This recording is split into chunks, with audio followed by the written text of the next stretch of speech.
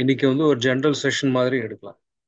But anything related to past life regression பத்தி ஏதாவது உங்களுக்கு பர்சனல் எக்ஸ்பீரியன்ஸ் ஏதாவது இருந்தா, உங்களுக்கு ஏதாவது டவுட்ஸ் இருந்தா, அது சப்ஜெக்ட் ரிலேட்டடா கேட்டிங்கன்னா இன்னும் நல்லா இருக்கும்.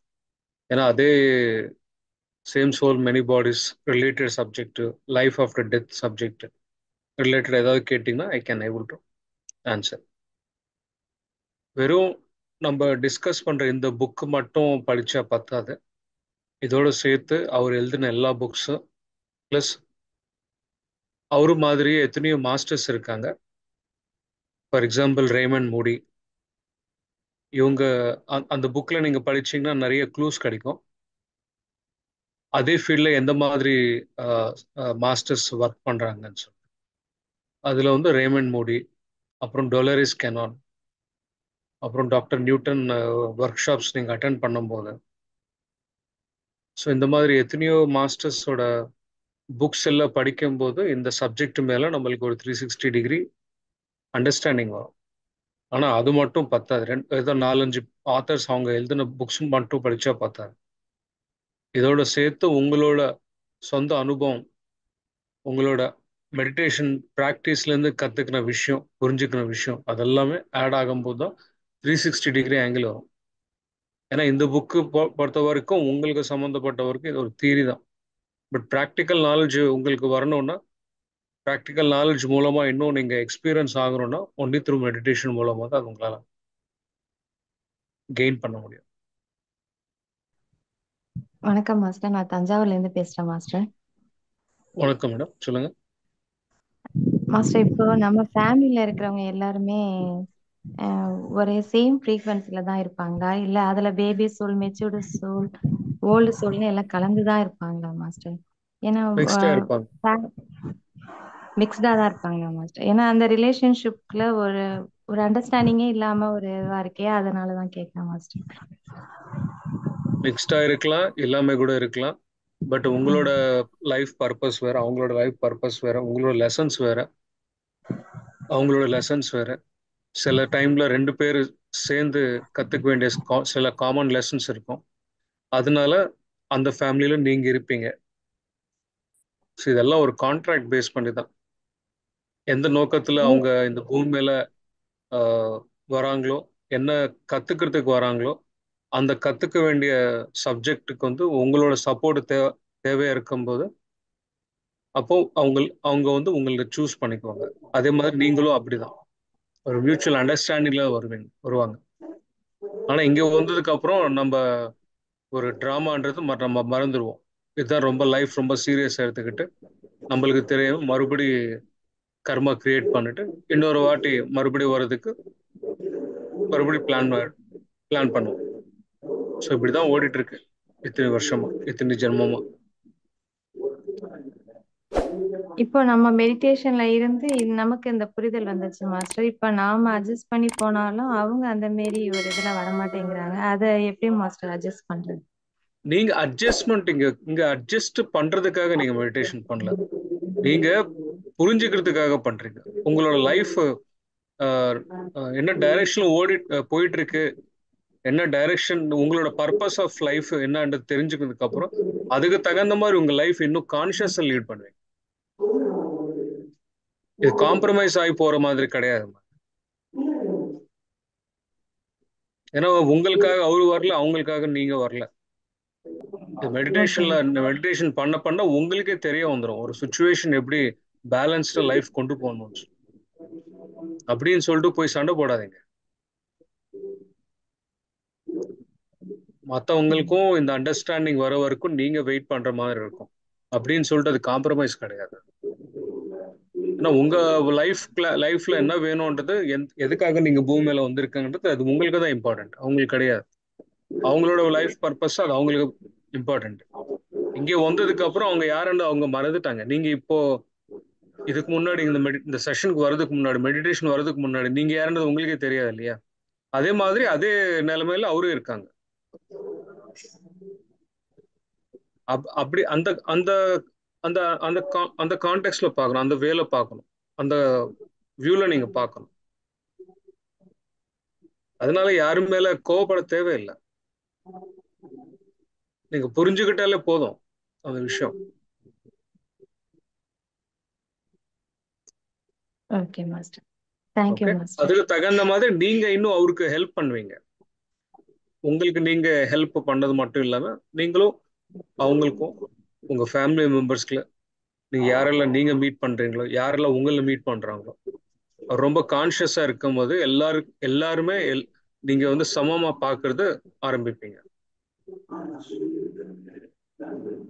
அந்த புக்ஸ் படிக்கிறீங்களா? படிக்கல மாஸ்டர். அது படிங்க. அது படிக்கும் போது தான் உங்களுக்கு இன்னும் டீப்பா தெரிய வந்துடும். அந்த புக்கு படிச்சதுக்கு அப்புறம் அது நீங்க புரிஞ்சுக்கிட்டீங்கன்னா உங்களுக்கு என்ன தெரிய வந்துடும்னா, இந்த வாழ்க்கையில வந்து எவனுமே பெரியவங்க கிடையாது, சின்னவங்க கிடையாது. எல்லாருமே சமம் தான். பணம் அதிகமா இருந்தா பெரியவங்க, பணம் யாருமே இல்லாத சின்னவங்க நான்ற அண்டர்ஸ்டாண்டிங்கே போயிடும்.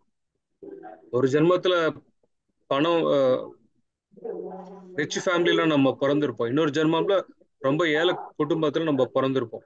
ஒரு ஜென்மத்துல படிப்பு அதிகமா இருக்கும், இன்னொரு ஜென்மத்துல படிப்பு எதுவுமே இருக்காது. எல்லா நம்ம சொசைட்டில பாக்குற, நம்ம வாழ்க்கையில பாக்குற எல்லா கேரக்டர்ஸ் அந்த மாதிரி எத்தனையோ லைஃப் டைம்ஸ் நம்ம எடுத்திருக்கோம். அதனால அவங்க அரசியல்வாதி, அவங்க சினிமா ஆக்டர், அதனால அவங்க பெரியவங்க நினைக்க தேவையில்லை. எல்லாருமே ஒன்றுதான்ற புரிதல் வரும் வரும் அது. அது எதுனா எப்படி வரும்னா உங்களோட அனுபவத்துல அந்த ஞானத்துல வரும். சோலார் சிஸ்டம்ல பூமியை தவிர லிவிங் பீயிங் இருக்காங்களான்னு கேட்டிருக்காங்க மாஸ்டர். இருக்காங்க மேடம். மைக்ரோபியல் லைஃப் இருக்கு. அப்புறம் வீனஸ்ல அந்த ஹையர் டைமென்ஷனல் லைஃப் இருக்கு. இப்போ நீங்க எஜிப்சியன் டெம்பிள்ஸ்ல நீங்க பாத்தீங்கன்னா அங்க இருக்கிற சில பிக்சர்ஸ்ல தலை வரைக்கும் மனுஷன் மாதிரி இருக்கும். காலு, கை, தலை மட்டும் இல்லாம தலை மட்டும் குருவி மாதிரி இருக்கும், இல்ல ஒரு அனிமல் மாதிரி இருக்கும். அதெல்லாம் பிகாஸ் ஆஃப் ஹையர் டைமென்ஷன்ல அப்படிதான் இருப்பாங்க. ஸோ அவங்க அவங்க வந்து வீனஸ் பிளானட்ல இருந்து வந்திருக்காங்க. அதே மாதிரி சிரியன் ஸ்டார் பிளானட்ல இருந்து அங்கே கூட 6th டைமென்ஷன் 5th டைமென்ஷன் எல்லாம் இருக்கு. அதே மாதிரி நம்ம பூமிக்குள்ள கூட இருக்கு. ஒரு 70,000-80,000 இயர்ஸ்க்கு பின்னாடி அட்லாண்டியன் சிவிலைசேஷன் இருந்தது. அந்த அட்லாண்டியன் சிவிலைசேஷன்ல அங்க ரொம்ப ஸ்பிரிச்சுவல் சிவிலைசேஷன் அது. அதே நேரத்தில் ரொம்ப சயின்டிபிக்கலா கூட ரொம்ப அட்வான்ஸ்ட். அங்கே டெக்னாலஜி எந்த அளவுக்கு அட்வான்ஸ் இருக்குதுன்னா, இங்கேருந்து நீங்க செவ்வாய் கிரகத்துக்கு ஒரு 10 மினிட்ஸ்ல போயிட்டு வந்துடலாம். அந்த அளவுக்கு ஃபாஸ்டான டெக்னாலஜி இருந்தது. அவங்களுக்கு வந்து இந்த கேட்டஸ்ட்ரோஃபி வரப்போகுது, ஒரு பெரிய பிரளயம் மாதிரி ஒன்று வரப்போகுது, அந்த டிஸ்ட்ரக்ஷன்ல அட்லாண்டிஸ் என்ற கான்டினென்ட்டே இருக்காது, கடலுக்குள்ள முழுங்கிடும்ன்றது தெரியும் அவங்களுக்கு. அந்த அது தெரிஞ்சதுக்கு அப்புறம் அவங்க என்ன பண்ணிருக்காங்கன்னா, சில பேர் வந்து பூமிக்குள்ள போயிட்டாங்க. பூமிக்குள்ள எத்தனையோ டனல்ஸ் ஏற்பாடு பண்ணிக்கிட்டு அப்படியே பூமிக்குள்ளேயே வாழ்ற மாதிரி அவங்க பிளான் பண்ணாங்க. சில பேர் வந்து ஸ்பேஸ்ல போயிட்டாங்க. ஸோ அந்த மாதிரி பூமிக்குள்ள யாரெல்லாம் போனாங்களோ அந்த டைம்ல வந்து சர்டன் ஹையர் டைமென்ஷனல் மாஸ்டர்ஸோட கனெக்ஷன்ல பூமிக்குள்ள போனாங்க. பூமி மேல யாரெல்லாம் இருக்காங்களோ அவங்க வந்து Syrian star people plus Atlantis டைம்ல இருக்கிற அந்த மக்களும் 2 பேர் சேர்ந்துட்டு ஈஜிப்ட்ல கீசா பிரமிட் கட்டிருக்காங்க. ஸோ நம்ம பூமிக்குள்ள கூட ரொம்ப ஹையர் டைமென்ஷனல் மக்கள் இருக்காங்க. அங்க நீங்க போய் பார்க்கணும்னா மெடிடேஷன் பண்ணாதான் நீங்க உள்ள போக முடியும். அது ஹிமாலயஸ்ல நிறைய கேட்வேஸ் இருக்கு. அங்க அதுக்குள்ள உள்ள இன்னர் இடத்துல இருக்கிற அந்த சிவிலைசேஷனுக்கு நீங்க போய் இது மீட் பண்றதுக்கு அதுல வந்து லடாக் கிட்ட ஒன்று கேட்வே இருக்கு. அதே மாதிரி பத்ரிநாத் டெம்பிளுக்கு பின்னாடி ஒரு 5 கிலோமீட்டர் பின்னாடி போனீங்கன்னா அங்கேயே ஒரு கேட்வே இருக்கு. இதெல்லாம் வந்து நீங்க அது மாதிரி போய் எக்ஸ்ப்ளோர் பண்ணணும்னா கூட நீங்க மெடிடேஷன் மூலமா நீங்க அங்கெல்லாம் போய் பார்க்கலாம், தெரிஞ்சுக்கலாம். அதே மாதிரி செவ்வாய் கிரகத்துல இருக்காங்க, அப்புறம் நிலால இருக்காங்க, சாட்ரன் அதுல இருக்காங்க, ஸோ டிஃப்ரெண்ட் ஒரு ஒரு பிளானட்ல விதவிதமான டைமென்ஷன்ல விதவிதமான ரூபத்துல இருப்பாங்க. எல்லாருமே அந்த பூமி மேலே இருக்க மாட்டாங்க, உள்ளுக்குள்ள இருப்பாங்க. எல்லா சோலார் சிஸ்டம் பிளானட்லுமே என்ற ஒரு புக்கே இருப்பாங்களா மாஸ்டர்? இருப்பாங்க ஓ, இருப்பாங்க. நம்ம பிசிக்கல் தேர்ட் டைமென்ஷன் வந்து வெறும் இந்த பூமி மேல மட்டும்தான். வேற பிளானட்ல வந்து வேற டைமென்ஷன்ல இருக்காங்க. செவ்வாய் கிரகத்துக்கும் பூமிக்கும் நடுவுல அங்கே ஒரு ஒரு பிளானட் இருக்கு, அது கணக்கு தெரியாது, அங்கே இருக்காங்க. இங்க மாஸ்டர் நிறைய இப்ப நீங்க புக்ஸ். சொன்னீங்க ம் நம்மளுடைய பூமி வந்து 5th டைமென்ஷன்ல இருந்து 6th டைமென்ஷனுக்கு மாறி இருக்குன்னு நீங்க சொல்லியிருக்கீங்க இல்லையா மாஸ்டர்? அப்போ ஆமா. வந்துட்டு 6th டைமென்ஷன்ல இருந்து இங்க வந்திருக்காங்களா மாஸ்டர்? இங்க இருக்காங்களா நம்ம இப்போ நம்ம அது பிளானட்ல ஒரு இருக்கிறவங்க? 2000, அது 2032 நம்மளுக்கு எல்லாமே தெரிய ஆரம்பிக்கும். ரொம்ப ஃபாஸ்டா ரொம்ப டிராஸ்டிக்கலா மாற்றங்கள் நடக்க போகுது. அது கொஞ்சம் கொஞ்சமா கவர்மெண்ட்டே நம்மளுக்கு சொல்லும், அந்த அந்த அளவுக்கு மாற்றங்கள் வரப்போகுது. Transition to the okay golden master. Age 2032, Diana Cooper எழுதணும். அந்த புக்கு நீங்க எல்லாருமே படிங்க. அப்புறம் அவங்கள இன்னொரு புக் இருக்கு, எனக்கு டைட்டில் கரெக்டா ஞாபகம் இல்லை, கோல்டன் என்ற பேர்ல ஸ்டார்ட் ஆயிடும். அது ரீசெண்டாக ரிலீஸ் ஆயிடுச்சு. அதுல வந்து 5th டைமென்ஷன் 6th டைமென்ஷன்ல எப்படி நம்ம வாழணும்ன்ற சப்ஜெக்ட் அந்த புக்ல இருக்கு. சோலார் சிஸ்டம்ன்ற ஒரு ஓகே. புக்கே இருக்கு, தியோசபிக்கல் சொசைட்டில அது அவைலபிலிட்டி இருக்கு. ஒரு 100 வருஷத்துக்கு முன்னாடியே அந்த புக்கு பப்ளிஷ் பண்ணியிருக்காங்க, 100 years back. Sir, doctor Joe Dispenza அவங்கள பத்தி கொஞ்சம் சொல்ல முடியுமா? நான் வந்துட்டு யூ ஆர் த பிளாசிபோ அந்த புக்கு படிக்க ஸ்டார்ட் பண்ணிட்டு இருக்கேன். ஸோ அவங்கள பத்தி கொஞ்சம் தெரிஞ்சுட்டு ஸ்டார்ட் பண்ணலாம். டாக்டர் ஜோடி ஸ்பென்சர், ஐ திங்க் நீங்க அந்த புக்ல யுவர் த பிளாசிபோ புக்ல ப்ரிஃபேஸ்ல அவர் பத்தி சொல்லியிருப்பாங்களே. Okay sir. அவரு அவரு ஒரு ஆக்சிடென்ட் மீட் ஆனதுக்கு அப்புறம் அந்த ம் ஆக்சிடென்ட் ரொம்ப மோசமா இருந்திருக்கும். ம் ட்ரிப்ஸ் எல்லாம் பிரேக் ஆகி, அப்புறம் ம் ஸ்பைனல் கார்டில் இன்ஜூரிஸ், ம் அவங்களால அந்த மேஜர் ஆக்சிடென்ட், அவங்க ஓகே சார். சைக்கிளிங் பண்ணும்போது பின்னாடியிலேருந்து ஒரு கார் வந்து இடிச்சிடும். Okay sir. அந்த கார் ஆக்சிடென்ட்ல அவருக்கு பிரிக்ஸ், பேக், இது ஸ்பைனல் கார்டு எல்லாம் பிரேக் ஆனதுக்கு அப்புறம் டாக்டர் கிட்ட போனா டாக்டர் வந்து சொல்லுவார், நீங்க வந்து பாடியில இது சர்ஜிக்கல் ஸ்டீல் வச்சா கூட உங்களால நிக்க முடியாது, உங்களால உட்கார முடியாது, லைஃப் ஃபுல்லா இப்படிதான் இருக்க போறீங்கன்னு சொல்லிட்டு சொல்லுவார். ஆனா அவரே டாக்டர் ஆக்சுவலா. பட் ஆனா அது அந்த மற்ற டாக்டர் எது சொன்னாலும் இவருக்கு கண்டுக்காம, இல்ல நம்ம உடம்புல நம்ம மெடிடேஷன் பண்ணா மெடிடேஷன் மூலமா உடம்புல இருக்கிற ஒரு ஒரு செல்லு கூட பேசிட்டு கம்யூனிகேட் பண்ணிட்டு, எனக்கு எனக்கு இந்த வாழ்க்கையில எந்த மாதிரி என்னை நான் மாத்திக்க முடியுமோ அதை என்னால மாத்திக்க முடியும். அந்த பவர் வந்து என்னோட உடம்புக்கு இருக்கு, என்னோட உடம்புல இருக்கிற ஒரு ஒரு செல்லுக்கு இருக்கு அப்படின்னு சொல்லிட்டு சண்டை போட்டுட்டு ஹாஸ்பிட்டல்ல இருந்து டிஸ்சார்ஜ் ஆகி அவங்க ஃப்ரெண்டு வீட்டுக்கு போயிடுவார். போனதுக்கு அப்புறம் அங்கே வந்து டெய்லி 2.5 hour ப்ராக்டிஸ் பண்ணுவார். காலையில ஒரு 2.5 hour, ஈவினிங் ஒரு 2.5 hour. அந்த 2.5 hour வந்து கண்டினியூஸா வந்து அவரோட பாடியில இருக்கிற ஒரு ஒரு செல்லுக்கிட்ட கம்யூனிகேட் பண்ணுவார். டேமேஜ் ஆன செல்லு, ஹெல்தியான செல் ரெண்டு இருக்கும் உடம்புல. ஸோ அந்த எதெல்லாம் டேமேஜ் ஆயிடுச்சோ அது பக்கத்துல ஹெல்தி செல்லு கூட இருக்கும். அந்த ஹெல்தி செல் கிட்ட இவர் கம்யூனிகேட் பண்ணுவார். இந்த உடம்புல உன் பக்கத்துல இருக்கிற கொலிக்கு டேமேஜ் ஆயிடுச்சு, கொலி பக்கத்துல இருக்கிற செல்லு டேமேஜ் ஆயிடுச்சு, அந்த செல்லுக்கு நீங்க ஹெல்ப் பண்ணுங்கன்னு சொல்லும் போது, ஓகே பாஸ், நீங்க எது சொன்னாலும் நான் பண்றேன்னு சொல்லிட்டு இந்த ஹெல்தி செல் வந்து டேமேஜ் ஆன செல்லுக்கு போய் சப்போர்ட் பண்ண ஆரம்பிக்கும். அந்த அளவுக்கு வந்து அவர் கம்யூனிகேட் பண்ணிருக்காரு. அந்த கம்யூனிகேஷன் வந்து 2.5 hour கண்டினியூஸா இருக்கும். ஒருவேளை அந்த கம்யூனிகேஷன் 1 hourக்கு அப்புறம் டிஸ்டர்ப் ஆயிடுச்சுன்னா, எங்கே டிஸ்டர்ப் ஆயிட்டாரோ அங்கேயிருந்து மறுபடியும் 2.5 hour கண்டினியூ பண்ணுவார். அந்த அளவுக்கு விகரஸா அவ்வளோ ஒரு சைட்ல பெயின் இருந்துட்டோம் இருந்தா கூட அதை பத்தி கண்டுக்காம அவரு இந்த மெத்தடை ஃபாலோ பண்ணிக்கிட்டே இருப்பார். அவர் ஒரு மொமெண்ட்ல அவருக்கு ஒரு மொமெண்ட்ல அவருக்கு அவரே சொல்லிக்குவார், நான் ஃபாலோ பண்ற இந்த மெத்தட்ல நான் சக்சஸ் ஆயிட்டேன்னா நான் இந்த மெடிடேஷனும் ப்ளஸ் இந்த குவாண்டம் சயின்ஸ் ஹீலிங் மெத்தட்ஸும் அப்புறம் இந்த நாலேஜ் எந்த நாலேஜ்ல என்னை நான் மாத்திக்கிட்டேனோ அது எல்லாமே நான் உலகம் ஃபுல்லா நான் பிரச்சாரம் பண்றேன். உலகம் ஃபுல்லா நான் எஜுகேட் பண்றேன். எல்லாருக்குமே வாழ்க்கையில சந்தோஷமா இருக்கிற மாதிரி நான் பண்றேன்னு சொல்லிட்டு அவரே ஒரு வாக்கு கொடுத்துருப்பாரு. அதுக்கு தகுந்த மாதிரி ரொம்ப பிடிவாதமா, ரொம்ப ஃபோக்கஸ்டா,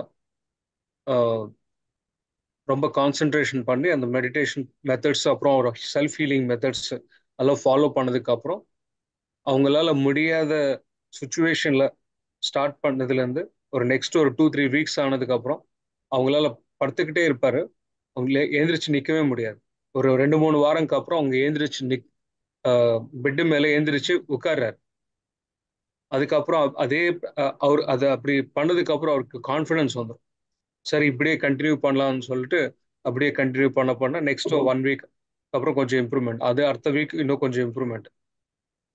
அந்த மாதிரி அவர் ஆக்சிடென்ட் ஆனதுலேருந்து ஒரு 9 to 10 வீக்ஸ்க்கு அப்புறம் பார்த்தீங்கன்னா அவர் ஸ்விம்மிங்கு போகிற அளவுக்கு ரெடி ஆயிட்டார். கம்ப்ளீட்டா ஒரு 21 வீக்ஸ்ல இவனுக்கு ஆக்சிடென்ட் ஆயிடுச்சு, இவன் போய் சொல்றான்ற அளவுக்கு மாறிட்டார். அந்த அளவுக்கு பாடியில டிரான்ஸ்ஃபார்ம் ஆயிடுச்சு. அதுக்கப்புறம் அவரோட ஓன் ஸ்டோரியே, அவரோட லைஃப் லெசனு எல்லா நிறைய யூனிவர்சிட்டி, நிறைய ரீசர்ச் ஆர்கனைசேஷன் கிட்ட போயிட்டு அங்கே நிறைய ப்ரெசன்டேஷன் கொடுத்துட்டு எல்லாருமே ஃபாலோ பண்ற மாதிரி ஒரு ஒர்க் ஷாப் மாதிரி பண்ணிட்டு அப்படி கொஞ்சம் கொஞ்சமா உலகம் ஃபுல்லா அவரு ரொம்ப ரொம்ப ஃபேமஸ் ஆயிட்டார். அதே மாதிரி அவர் 4 புக்ஸ் எழுதியிருக்காரு. அந்த 4 புக்ஸ்ல வந்து evolve your brain first book, second book வந்து breaking the habit of being yourself, 3வது புக்கு யுவர் த பிளாசிபோ, அதுதான் நீங்க படிச்சுட்டு இருக்கீங்க. 4வது புக் வந்து பிகமிங் சூப்பர் நேச்சுரல். ஸோ இந்த 4 புக்ஸ் படிச்சுட்டு அதுல இருக்கிற சில விஷயம் தெரிஞ்சுக்கினதுக்கு அப்புறம் அதுல சில சைக்கலாஜிக்கல் எக்ஸசைஸ், ப்ராக்டிக்கல் எக்ஸசைசஸ் எல்லாம் இருக்கும். அந்த ஐ திங்க் செகண்ட் புக்ல இருக்கு அது எல்லாமே. அது நீங்க ஒரு 3 to 4 months ப்ராக்டிஸ் பண்ணும்போது உங்களுக்குள்ளேயே நிறைய மாற்றங்கள் தெரியும். ஒரு விஷயம் எப்படி வாழ்க்கையில மேனிஃபெஸ்ட் பண்ணலாம், ரொம்ப டீட்டெயில்டா, ரொம்ப ப்ராக்டிக்கலா, ரொம்ப டீட்டெயில்டு ஸ்டெப்ஸ் எல்லாம் கொடுத்துருப்பாங்க. நம்மளோட பர்சனாலிட்டி எப்படியெல்லாம் டெவலப் ஆகுது சின்ன வயசுல இருந்து என்னைக்கு வரும், நமக்குள்ள எது தேவை எது தேவையில்லை, எது எப்படி ரீப்ரோக்ராமிங் பண்ண முடியும், நம்ம நினைச்சா நம்மளுக்கு தெரியாம நம்ம உடம்புல ஒரு நோய் கிரியேட் பண்ற அளவுக்கு நம்ம கிட்ட சக்தி இருக்கும்போது அந்த நோயை ரிவர்ஸ் பண்ற சக்தி கூட நம்மளுக்கே இருக்கு என்ற ஒரு அற்புதமான விஷயம் அந்த புக்ல நீங்க ரொம்ப டீட்டெயிலா, ரொம்ப பவர்ஃபுல்லா எக்ஸ்பிளைன் பண்ணிருக்காங்க. Thank you. Thank you. Thank you master. Chat பாக்ஸ்ல ஒரு क्वेश्चन இருக்கு மாஸ்டர். Yes ma'am. உஷான்றவங்க கேட்டிருக்காங்க, நம்மள எப்பவுமே குறை சொல்லிட்டே இருப்பவர்களை நம்ம மன்னிச்சாலும் அப்படியே ஏத்துக்கிட்டாலும் அவங்க தொடர்ந்து அந்த குற்றச்சாட்டையே வச்சிருந்தா நமக்கு கர்மாவுல சேருமா இல்ல அவங்க கிட்ட இருந்து விலகி விடலாமா அப்படின்னு கேட்டிருக்காங்க மாஸ்டர். இல்ல எனக்கு புரியுதுங்களா? கொஞ்சம் இங்கிலீஷ்ல சொல்லுங்க. சொல்றேன். நீங்க தமிழ் இங்கிலீஷ் மிக்ஸ் பண்ணி சொல்லுங்க. Okay master. ஒருத்தவங்க வந்து எப்பவுமே நம்மள வந்து குறை சொல்லிட்டே இருக்கிறாங்க, அவங்கள வந்து நம்ம மன்னிச்சுட்டா அவங்கள வந்து நம்ம மன்னிச்சுட்டா கூட அவங்கள நம்ம ஏத்துக்கிட்டாலும் அவங்க வந்து தொடர்ந்து கண்டினியூஸா வந்து அந்த குற்றத்தையே வச்சிருக்காங்க, அந்த தப்பையே மறுபடியும் வச்சிருக்காங்க அவங்க. அது வந்து நம்மளுக்கு கர்மாவை சேருமா அப்படின்னு கேக்குறாங்க. இல்ல அவளுக்கு தான் கர்மா சேரும், உங்களுக்கு சேராது. ஏன்னா உங்களுக்குள்ள மாற்றங்கள் வந்துதான் உங்களுக்கு தெரியாது. உங்களுக்கு தெரிஞ்சிச்சு இல்லையா? Point number 1. அவங்க எப்படி பிஹேவ் பண்றாங்கன்றது உங்களுக்கு தேவையில்லை. பாயிண்ட் நம்பர் 3 என்னன்னா, உங்களுக்குள்ள எப்போ மாற்றங்கள் வந்துச்சோ அப்போ அவங்க உங்களை பார்த்துட்டு அவங்களே மாறுவாங்க. அதனால நீங்க அவங்களோட பிஹேவியர் பத்தி நினைக்க தேவையில்லை. அவங்க அப்படி நினைக்கிறதுனால உங்களுக்கு கர்மா வராது.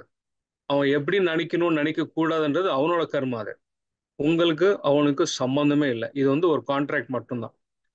ஸ்டில் அவர் உங்களை தப்பு உங்களை குறை சொல்லிக்கிட்டே இருக்காரு, அதுக்கு நீங்க ஃபீல் பண்றீங்கன்னா அப்ப அது உங்களோட பிரச்சனை. ஏன்னா யார் எது சொன்னாலும் நீங்க ஏத்துக்காம இருக்கிற வரைக்கும் உங்களுக்கு என்ன பிரச்சனை இருக்காது. எப்போ யார் எது சொன்னாலும் நீங்க பர்சனலா எப்போ ஏத்துக்கிறீங்களோ அது உங்களுக்கு கர்மாவா வந்துடும். ஸோ இங்க அடுத்தவனோட குறை சொல்றது இல்லை விக்டிமைஸ் பண்றது அது நீங்க ஏத்துக்கணுமா ஏத்துக்க கூடாதுன்ற சாய்ஸ் உங்க கையில இருக்கு. உங்களுக்கு இருக்கு அந்த சாய்ஸ். நீங்க கண்டுக்காம விட்டீங்கன்னா ஒன்றும் ஆகாது. விட்டுட்டீங்கன்னா ஒன்றும் ஆகாது. நீங்க கண்டுகிட்டே இருக்கீங்க, அதுக்கு நீங்க ஃபீல் பண்ணிக்கிட்டே இருக்கீங்கன்னா அப்போ உள்ளுக்குள்ள இன்னும் ஏதோ எங்கேயோ ஒரு குறை இருக்குன்னு அர்த்தம். அது என்னன்றது அது மேல நீங்க ஒர்க் அவுட் பண்ணுங்க. அது அது என்னன்னு சொல்லுவாங்கன்னா கேப்னு சொல்லுவாங்க. டாக்டர் ஜோ டிஸ்பென்சா எழுதின 2வது book breaking the habit of being your செல்ஃப்ன்ற புக்ல ஒரு டாபிக்கே இருக்கு, கேப்னு. அதை பத்தி ஒரு சின்ன பிரீஃபா சொல்றேன், அது நீங்களே கான்டெம்ப்ளேட் பண்ணிக்கோங்க உங்க வாழ்க்கையில. அது என்னன்னா, அவர் ஒரு ஹெல்த் மேஜர் ஆக்சிடென்ட் ஆனதுக்கு அப்புறம் அவருக்கு புரிஞ்ச technique, meditation technique, quantum healing techniques எல்லாம் அப்ளை பண்ணதுக்கு அப்புறம் அவரே ரொம்ப அற்புதமா ரொம்ப மேஜிக்கலா அவரை ஹீல் பண்ணிக்குவார். பண்ணதுக்கு அப்புறம் அவங்க ஃப்ரெண்ட்ஸ் வந்து சஜஸ்ட் பண்ணுவாங்க, இந்த நாலேஜ் நீ எல்லாருக்குமே கொடுக்குறேன்னு உனக்கு நீயே வாக்கு கொடுத்த இல்லை, இப்போ அதை நிறைவேற்றணும் சொல்லும் போது அவங்க நிறைய யூனிவர்சிட்டி, பெரிய பெரிய கார்பரேட் கம்பெனிஸ்ல ஒர்க் ஷாப்ஸ் ஆர்கனைஸ் பண்ணிக்கிட்டு இருப்பாங்க. அந்த ஆர்கனைசிங் பண்ண டைம்ல எப்பப்பெல்லாம் அங்க இருக்கிற மக்கள் கை தட்டுறாங்களோ இவன் ஹாப்பியா இருப்பான். யாரு? இந்த டாக்டர் ஜோ டிஸ்பென்சா. யாராவது கை தட்டல, அவங்களுக்கு அங்க வந்த பார்ட்டிசிபென்ட்ஸ் ஃபேஸ்ல ஒரு சாட்டிஸ்ஃபேக்ஷன் இல்லைன்னு அது பார்க்கும்போது இவரும் அன்சாட்டிஸ்ஃபைடா இருப்பாரு. அப்போ வீட்டுக்கு போயிட்டு அவரு என்னது என்னோட பிஹேவியர் இப்படி இருக்கு, ஒருத்தர் கை தட்டினா ஒரு நல்ல என்கரேஜ் பண்ணா நான் ஹாப்பியா இருக்கிறேன், இன்னொருத்தர் டிஸ்கரேஜ் பண்ணா என்னோட ஹாப்பினஸ் போகுது, அப்போ என்னோட ஹாப்பினஸ் மற்றவங்க கையில இருக்கா, அப்போ எனக்குள்ள நான் என்னோட கண்ட்ரோல்ல நான் இல்லையா, மற்றவங்களோட பிஹேவியர் பேஸ் பண்ணி நான் அதுக்கு தகுந்த மாதிரி நான் ரியாக்ட் ஆகிட்டு இருக்கேன் அன்ற தாட் உங்களுக்கு வந்துடும். இது இந்த ஆட்டிடியூட், இந்த ஆக்ஷன் இது கரெக்டா இல்லையே சொல்லிட்டு அவர் என்ன பண்ணுவார்னா, ஒரு 6 மாசம் எல்லா ஒர்க் ஷாப்ஸ், கமிட்மெண்ட்ஸ் எல்லாமே இருக்கிற எல்லா கமிட்மெண்ட்ஸ் கட் பண்ணிட்டு ஒரு 6 மந்த்ஸ் லீவ் எடுப்பார். 6 மந்த்ஸ் யாருக்கிட்ட பேச மாட்டார், ஒரு தனியா ஒரு இடத்துக்கு போயிட்டு சாதனை பண்ணிக்கிட்டே இருப்பார், மெடிடேஷன் பண்ணிக்கிட்டே இருப்பார். அந்த மெடிடேஷன்ல அவருக்கு என்ன தெரியுதுன்னா, அவரை பத்தி அவர் உள்ளுக்குள்ள என்ன நினைச்சிட்டு இருக்காரு, அப்புறம் வெளியில எப்படி இருக்காரு. ஸோ மக்கள் மைண்ட்ல, மக்களோட அண்டர்ஸ்டாண்டிங்ல டாக்டர் ஜோ டிஸ்பென்சா யாரு, இவரோட அண்டர்ஸ்டாண்டிங்ல டாக்டர் ஜோ டிஸ்பென்சா யாரு, அதுக்கு எப்பவுமே கேப் இருக்கும், எப்பவுமே வித்தியாசம் இருக்கும். அவருக்குள்ள என்னென்ன குறை இருக்குன்றது அவர் கண்டுபிடிச்சிட்டாரு. அவருக்குள்ள என்ன குறை இருக்குன்னா, செல்ஃப் அப்ரிசியேஷன் இல்லை. யாராவது அப்ரிஷியேட் பண்ணாதான் இவர் ஹாப்பியா இருப்பார், யாராவது அப்ரிஷியேட் பண்ணலன்னா இவர் வந்து ரொம்ப சோகமா இருப்பார். அப்போ இவரு இண்டிபெண்டா இல்லை, இவரோட ஹாப்பினஸ், இவரோட எமோஷன் வந்து இன்னொருத்தர் கையில இருக்கு, அந்த அந்த அந்த விஷயம் அவங்களுக்கு புரிதல் வந்துடும். அப்போ அவருக்குள்ள என்னென்ன குறை இருக்கான்றது கண்டுபிடிச்சிருவார். அப்போ உள்ள நான் எப்படி இருக்கிறேனோ, உள்ள எனக்கு நான் எவ்வளவு நேர்மையா இருக்கிறேனோ வெளியில கூட நான் அப்படியே இருப்பேன். யார் எது சொன்னாலும், நல்லது சொன்னாலும் கெட்டது சொன்னாலும் அதுக்கு நான் ரியாக்ட் ஆக மாட்டேன், அதுக்கு நான் ரெஸ்பாண்ட் ஆக மாட்டேன். நான் யாருன்றது, நான் எந்த மாதிரி ஆளுங்கிறது எனக்கே தெரியும். இன்னொருத்தருக்கு மைண்ட்ல நான் கரெக்டா இருக்கேனா தப்பா இருக்கேனான்றது எனக்கு தேவையில்லை அன்ற அண்டர்ஸ்டாண்டிங் அவருக்கு வந்ததுக்கு அப்புறம் யார் எத்தனை பேர் அவருன்னு புகழ்னாலும், எத்தனை பேர் அவருன்னு திட்டினாலும் அவருக்கு சமமா பார்த்துக்கிட்டே இருப்பார். அந்த அண்டர்ஸ்டாண்டிங் வந்துடும். அந்த கேப் உள்ளுக்குள்ள அவர் எப்படி இருக்காரு, வெளியில எப்படி இருக்காருன்ற அதுக்கு அந்த வித்தியாசம் இல்லாம உள்ள எவ்வளவு ஜென்யூனா இருப்பாரோ வெளியில கூட அவ்வளவு ஜென்யூனா இருப்பாரு. அப்போ உள்ளுக்குள்ள எப்படி இருக்காரோ வெளியில அப்படி இருக்கும்போது நடுவுல கேப் இல்லை. நான் உள்ளுக்குள்ள நான் ஓகே பர்ஃபெக்ட். இன்னொருத்தர் நான் வெளியில பேசும்போது கொஞ்சம் பில்டப் கொடுத்துட்டு பேசும்போது என்ன என்ன வித்தியாசம் வரும்னா, வெளியில இருந்து வெளியில பேசும்போது ஒரு ஃபேக்னஸ் இருக்கும். உள்ளுக்குள்ள என்கிட்ட நான் வந்து ரொம்ப ஜென்யூனா இருப்பேன். ஸோ அந்த ஃபேக்னஸ் வந்து அந்த ஃபேக்னஸ் தான் கேப்னு சொல்லுவாங்க. புரியுதா? Yes sir. புரியுதா மேடம்? அதாவது அவருக்குள்ள இருக்கிற அந்த அண்டர்ஸ்டாண்டிங் எப்ப வந்ததுன்னா, அவர் அந்த ரொட்டீன் லைஃப்ல இருந்து கொஞ்சம் விலகி இருந்து தனக்குள்ள அவர் வந்து பிராக்டிஸ் பண்ணியிருக்காரு. மௌனமா இருந்து அந்த மாதிரி இருக்கிறச்சதான் அதை வந்து ஐடென்டிஃபை பண்ண முடியும். என்ன மாஸ்டர்? எஸ். மெடிடேஷன் நம்ம பண்ணும்போது கூட நமக்குள்ள நம்ம மௌனமா இருக்கும்போது நம்மளோட ரிஃப்ளெக்ஷன்ஸ் நம்மளுக்கு தெரியும். வெளியில வரும்போது சில டைம்ல நம்ம நடிப்போம். இன்ட்ரெஸ்ட் இல்லைன்னா கூட நடிப்போம். சில டைம்ல வந்து ஜென்யூனா இருப்போம். உள்ளுக்குள்ள ஒருத்தர் ஃபார் எக்ஸாம்பிள் வீட்டுக்கு ஒருத்தர் வர்றாரு, நம்மளுக்கு இஷ்டம் இல்லை அவர் வருது. நம்ம என்ன பண்ணுவோம், வாங்கப்பான்னு சொல்லிட்டு ஒரு ஆர்டிஃபிஷியலா பேசுவோம். ஆனா உள்ள வந்து இவன் எப்போ கூட போவான்னு ஒரு மைண்ட் செட்ல இருப்போம். அது அவங்க அடுத்த அந்த ஆள் வரும்போது நீங்க ஆர்டிஃபிஷியலா பேசுறதை விட நீங்க ஏதாவது டைரக்டா இருக்கிறது கொஞ்சம் டிப்ளமேட்டிக்கா சொன்னீங்கன்னா அவர் புரிஞ்சுக்கிட்டு போயிட்டே இருப்பார். அப்போ நீங்க இன்னொருத்தருக்காக நீங்க நடிக்க தேவையில்லை. அங்க நடிக்கிறீங்கன்னா உள்ள உண்மையா இருப்பீங்க, வெளியில வந்து நடிச்சிட்டு இருப்பீங்க. அந்த அந்த ரெண்டு நடுவுல இருக்கிறது தான் வெளியில இருக்கிற நீங்க, உள்ள இருக்கிற நீங்க, அந்த ரெண்டு பேர் நடுவுல இட்ஸ் நாட் சேம். இல்லை, சேம் இல்லை, ஒரே மாதிரி இல்லை, ஒரு கேப் இருக்கு. அந்த கேப் ஜீரோ பண்ணிக்கணும். எப்போ அந்த கேப் ஜீரோ பண்ணிக்கிறீங்களோ அப்போ உங்களோட ஆன்மீக வளர்ச்சி வந்து ரொம்ப ஃபாஸ்டா இருக்கும். இன்னொருத்தன் இம்ப்ரெஸ் பண்ற மாதிரி பேசவே கூடாது எப்பவுமே. அப்படின்னு சொல்லிட்டு இன்னொருத்தன் என்ன சொல்றது ஃபீல் பண்ற மாதிரி கூட பேசவே கூடாது. இருக்கிறது டிப்ளமேட்டிக்கா சொல்லணும். தேங்க்யூ. இப்போ அப்படிதான் மாஸ்டர். இப்போ ஸ்டார்டிங்ல இப்போ மெடிடேஷன் பண்ணும்போது ஃபர்ஸ்ட் வந்து இதெல்லாம் ரூல்ஸ் எல்லாமே ஃபாலோ பண்ணணும், இதெல்லாம் இப்படிதான் இருக்கணும் அப்படின்னு சொல்லிட்டு அப்படிதான் ஃபர்ஸ்ட் இருந்தது. நான் ஒரு ஆர்டிஃபிஷியலா தான் இருந்தது. அதுக்கப்புறம் மெடிடேஷன் பண்ணதான் அதுக்கப்புறம் ஒரு புரிதல் வந்தது. ஃபர்ஸ்ட்லாம் நான் இந்த மெடிடேஷன் பத்தி எக்ஸ்பிளைன் பண்ணும்போது எனக்கு எப்படி எக்ஸ்பிளைன் பண்ணணும்னே தெரியாது. நான் சொல்றத வந்து யாருமே காதுலயே அதாவது நான் சொல்றதே மத்தவங்களுக்கு பிடிக்காது. ஒரு மாதிரி ஒரு ஆர்டிஃபிஷியலா இருக்கும். இப்ப வந்து எனக்குள்ள நிறைய புரிதல். நான் வந்து ரொம்ப உண்மையா அதை வந்து உள்ளுக்குள்ள நிறைய மாறினதுக்கு அப்புறம் நான் இப்போ சொல்லும் போதே இப்ப நிறைய பேர் என்கிட்ட வந்து கேட்க ஆரம்பிச்சிருக்காங்க, எதை எப்படி வந்து பேசுறது.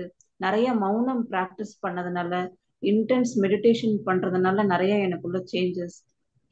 எந்த வேர்டை எப்படி அப்ளை பண்ணணும், எப்படி சொல்லணும்ன்ற போது நிறைய பேர் இப்போ வந்து நிறைய கேக்குறாங்க, இதெல்லாம் எப்படி பண்ணணும், நீங்க இப்படி இருக்கீங்களே எப்படி இருக்கிறீங்க, இதை வந்து உங்களால எப்படி இதை மாதிரிலாம் அக்செப்ட் பண்ண முடியுது அப்படின்னு நம்ம நடந்துக்கிறத வச்சு இப்ப எல்லாருமே கேட்க ஆரம்பிச்சிருக்காங்க. நம்மளுக்கும் அதை கரெக்டா அப்ளை பண்ண முடியுது அந்த வேர்ட்ஸ். வணக்கம் மாஸ்டர், சண்முகராஜ் வணக்கம் சார். பேசுறேன். வணக்கம் சார். எஸ் இப்போ சார். நம்ம சந்திரன், செவ்வாய், சனிலாம் நம்மள மாதிரி உயிரினங்கள் இருக்கதா சொன்னீங்க இல்லையா? ஆமா.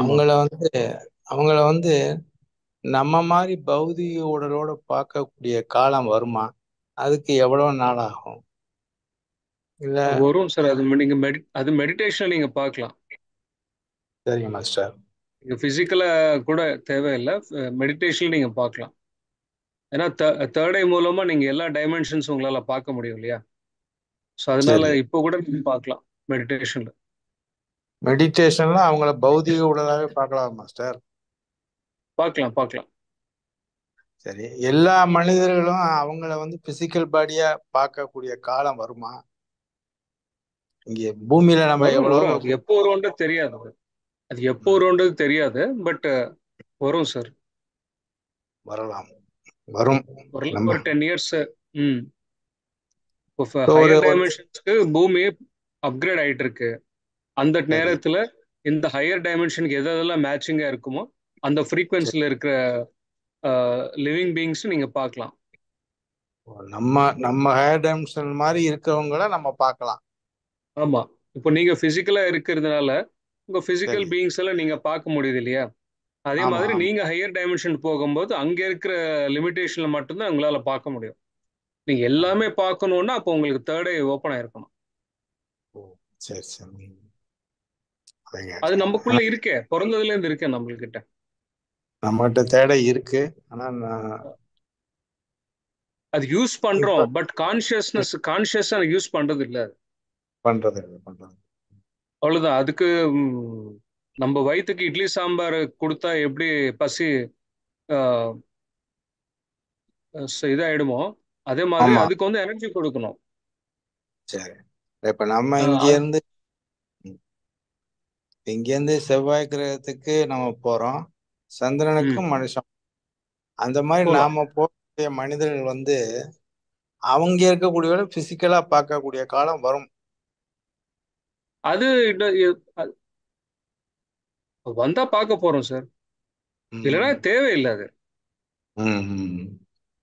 அது ஒரு ஏன்னா ஆர்வம் தான். அது பார்க்கணும்னு ஆர்வம் தான். எப்போ ஆனா நீங்க தடை மூலமா நீங்க எல்லாம் பாக்குறீங்களோ அந்த குறை போயிடும். அது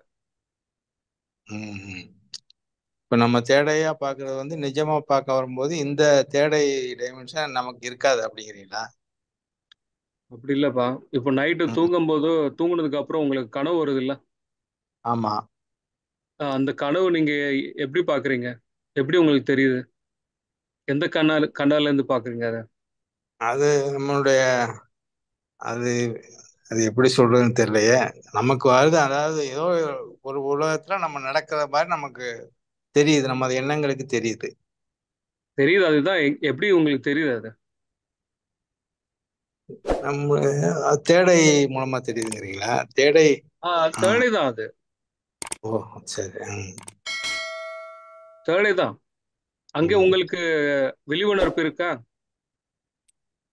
அப்போ வந்து நம்ம தூங்கிக்கிட்டு இருக்கும்போது நடக்கிற மாதிரி ஒரு கற்பனை, அவ்வளவுதான். அது மெடிடேஷன்ல பண்ணும்போது விழிப்புணர்வோட நீங்க பார்ப்பீங்க எல்லாமே. விழிப்புணர்வு இருந்தா தானே அவங்க கிட்ட நீங்க கான்வர்சேஷன் கேள்வி கேட்க முடியும். விழிப்புணர்வு இல்லைன்னா நீங்க உங்களால பார்ப்பீங்க தவிர நீங்க பார்க்குற விஷயம் கூட உங்களுக்கு தெரியாம இருக்கும். சரி. எப்போ அது மெடிடேஷன் மூலமா நீங்க அந்த அந்த தேர்டை கான்சியஸ் ஆக்டிவேட் பண்றீங்களோ அப்போ எல்லாமே தெரிய வந்துடும். அப்போ எந்த குறை இருக்காது. அப்போ வந்து இது வேணும் அது வேணும்ன்ற தாட்டு கூட உங்களுக்கு இருக்காது. நீங்க உங்களுக்கு பசி இருக்கு சார், இப்போ இட்லி சாப்பிடணும். உங்களோட கெப்பாசிட்டி 4 இட்லி. இட்லி முன்னாடி இருக்கு, 4 இட்லி சாப்பிட்டீங்க, அதுக்கப்புறம் கூட பசி இருக்குமா? பசி இருக்கும். ஆனா வந்து நான் நிறுத்திடுவேன். பசி இருக்கலாம், 4 இட்லி 5 இட்லி கூட சாப்பிடலாம். சரி, 4 இல்லைன்னா 10 இட்லி சாப்பிடுங்க சார். இப்போ பசி இருக்கா? இருக்காது. இப்ப பசி இருக்காது. இப்போ பசி இருக்கு. எதுக்குன்னா உங்களுக்கு அது குறையா இருக்குல்ல. இட்லி வேணும்ன்ற இது இருந்தது இல்லையா இந்த பசினால. ஆமா ஆமா ஆமா ஆமா. அப்போ பசி சமாதானம் ஆயிடுச்சா? சமாதானம். பசி நின்றுச்சு. பசி இங்க நீங்க இப்போ இட்லிக்காக நீங்க வேணும்னு நீங்க நினைச்சீங்களா? அதே மாதிரி நாலேஜ் வேணும்னு நீங்க நினைச்சிட்டு இருப்பீங்க. அது தேர்ட் ஐ மூலமா அது உங்களுக்கு தீரும். தேர்ட் ஐ மூலமா அது உங்களுக்கு வரும். அது வந்ததுக்கு அப்புறம் நீங்க உங்களுக்கு இது இருக்காது. பிசிக்கலா பார்க்கணுமா இல்ல ஆஸ்ட்ரலா பார்க்கணுமா என்ற இது இருக்காது, குறை இருக்காது. தேடை கொஸ்டினே இருக்காது. ஏன்னா தேடை மூலமா நம்ம எல்லாத்தையும் விசிபிளா பார்த்துடலாம். ஆமா. இப்போ நீங்க என்கிட்ட பேசும்போது இந்த 2 கண்ணு உங்களுக்கு தெரியுது. அது விழிப்புணர்வோட உங்களுக்கு தெரியுது. மெடிடேஷன் பண்ணதுக்கு அப்புறம் அந்த 3வது கண் ஓபன் ஆனதுக்கு அப்புறம் உங்களுக்கு ஒரு 2 கண் இல்ல, எனக்கு 3 கண் இருக்குன்னு நீங்களே சொல்லுவீங்க. அந்த 3வது கண்ணு மூலமா தான் நீங்க வந்து இந்த 2 கண்ணால பார்க்க முடியாம இருக்கிற எத்தனையோ விஷயம் அதுல பார்க்கலாம், தெரிஞ்சுக்கலாம், கம்யூனிகேட்டும் பண்ணலாம். அது எப்போ உங்களுக்கு ஆக்டிவேட் ஆகும் அப்போ நான் சொல்ற சப்ஜெக்ட் உங்களுக்கு பிராக்டிக்கலா புரிதல் வந்துடும்.